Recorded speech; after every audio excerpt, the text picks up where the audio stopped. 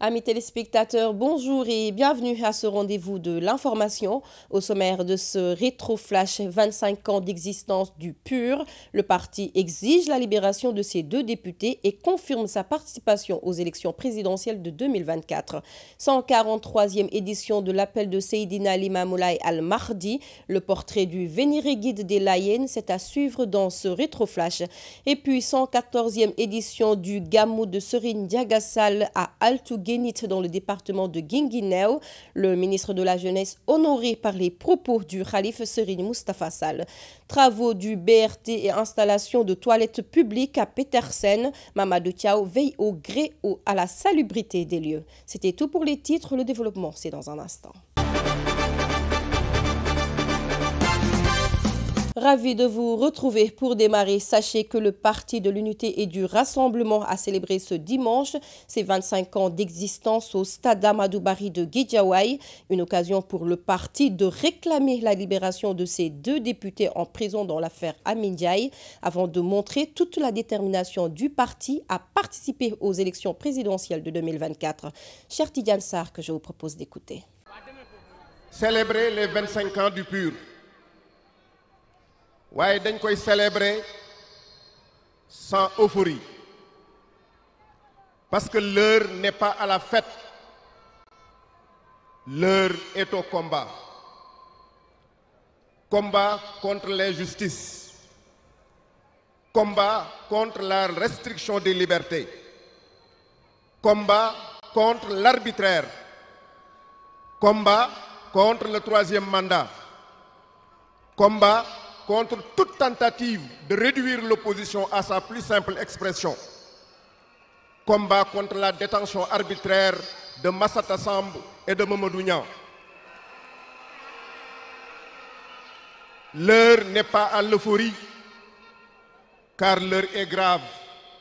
Mais la gravité de l'heure ne saurait empêcher la détermination des militants convaincus à la cause du PUR. Célébrer les 25 ans du PUR, c'est célébrer la vision, la clairvoyance d'un homme d'une classe exceptionnelle. Sa naissance, sa prestance et son éloquence aidant, cet homme a laissé, de par son discours et son parcours, des empreintes indélébiles dans la trajectoire de notre nation. Et de son école sont sortis des hommes et des femmes spirituellement denses, intellectuellement bien formés, moralement valables et socialement utiles. Sa vision politique n'est donc que le prolongement de sa philosophie hautement humaniste.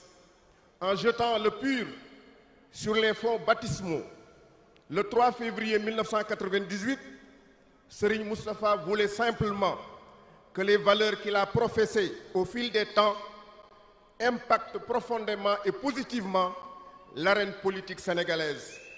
Et puis, c'est ce mardi que débute la 143e appel de Seydina Limamoulaye Al-Mahdi.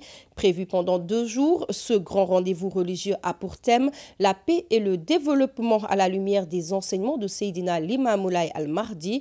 Une occasion pour la rédaction de vous proposer le portrait du vénéré guide des Layènes. Le voici. Seydina Limamoulaye Al-Mahdi est naquit en 1843 dans la région de Dakar, précisément à Yoff. Sa mère est Mam Koumbandoy et son père Mam Alassane Thiaoulaye. Il commence sa prédication le 24 mai 1883 à l'âge de 40 ans, se présentant comme étant l'imam des bien guidés ou Imamul Mahdi, tant attendu. D'après les propos rapportés, Seydina Limamou, après le décès de sa mère, s'était enfermé durant 3 jours sans boire ni manger. Selon toujours ces informations, c'est au terme de ces 3 jours qu'il révèle être l'envoyé de Dieu. Seydina Limamou est ainsi la réincarnation de Seydina Mohamed, paix et salut sur eux. Au fil des années, des érudits musulmans tels qu'Ababacar Mbaye Sylla, Abdoulaye Diallo ou Ndiki Wade affluent à travers le Sénégal à son appel. Les colons commencèrent à le craindre et voulurent le déporter loin du pays, plus précisément au Gabon. mais sans succès. Ils l'amenèrent sur l'île de Gorée avec son serviteur Abdoulaye Diallo, qui a été emprisonné à sa place car les colons n'avaient pas pu l'enfermer. À son retour, Seydina Limamou continua à enseigner et à prêcher la droiture et un culte religieux propre et sincère, débarrassé des traditions qu'il jugeait non conformes à l'islam. Avant sa disparition en 1909, âgé de 66 ans, il laissa un livre divisé en 6 parties et connu sous le nom de Sermons, qu'il demande à ses serviteurs de transmettre. C'est suite à son décès que son fils Seydina Issa Rouhoulaye, qui avait 33 ans, comme prédit par les livres sur la venue de un saint, lui succéda et continua ce que son père avait commencé. Sachez également que c'est ce samedi que s'est tenue la 114e édition du Gamou de Serigne Diagassal, une cérémonie qui s'est tenue à Altou Guénit dans le département de Guinguinéo avec la présence du ministre de la Jeunesse et des autorités administratives de la localité. Une occasion pour le ministre Pape Malick Ndour de rappeler l'accompagnement de l'État dans toutes les cérémonies religieuses, mais aussi de remercier l'actuel Khalife Serigne Moustapha Sall pour les messages de paix et de stabilité dans le pays. Les propos du ministre de la Jeunesse que je vous propose de suivre. Alors, vous le savez, la religion occupe une place importante, effectivement, dans la gestion du pays, dans le gouvernement. Et d'ailleurs, le calife l'a rappelé tout à l'heure et a parlé des efforts de l'État allant dans ce sens. Alors, c'est d'ailleurs la raison pour laquelle nous sommes venus ici représenter, comme vous le savez, le gouvernement, à travers aussi le préfet et le sous-préfet de Guinguinéo.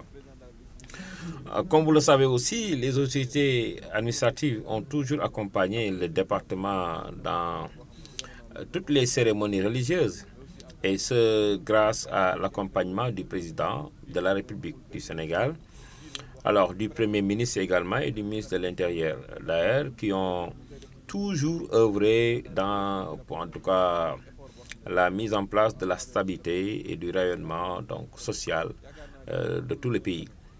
Alors, nous remercions, profitons de l'occasion, en tout cas, nous profitons de l'occasion pour remercier le calife pour le message de paix et surtout de tranquillité qu'il a l'habitude d'envoyer et qu'il envoie également cette année donc, à toute la nation, à tous les citoyens de ce pays. Et nous savons que chaque édition, il ne cesse un peu de réitérer ce message de paix et de tranquillité. Et pour terminer, sachez qu'en attendant la fin des travaux du BRT, des toilettes publiques sont mises sur place pour permettre aux usagers de se soulager. L'entretien est assuré par Mamadou Thiaw qui prend à cœur son travail avec une très bonne organisation qui maintient les toilettes praticables. C'est un reportage signé Aïssatou Faye Bodian et Abdoulaye Wade. A tracé pour le passage du BRT au niveau du marché Petersen. À cet effet, plusieurs commerçants ont été déguerpis, même les toilettes publiques n'ont pas été épargnées. Fort heureusement que des dispositions ont été prises pour que les usagers ne soient pas dans le désarroi. WC qui étaient là ont été enlevés, mais ils ont mis des toilettes mobiles publiques pour permettre aux usagers de se soulager. Heureusement pour nous, ils ont mis l'eau à notre disposition. Vraiment, on n'en manque pas du tout. En ce qui concerne l'entretien, l'accent est mis sur le vidange régulier des blocs avec une petite contribution pour accéder aux services. Ça se remplit très vite. Alors nous faisons appel aux camions de vidange pour tout vider et nettoyer les lieux. Il vient tous les jeudis et lundis. Ainsi, nous utilisons les cartes autres. C'est comme ça que nous travaillons. Nous ne pouvons pas parler du paiement, car c'est juste une somme dérisoire. Installées au marché Petersen provisoirement, ces toilettes mobiles publiques sont réclamées par la plupart des transporteurs, notamment les taximens.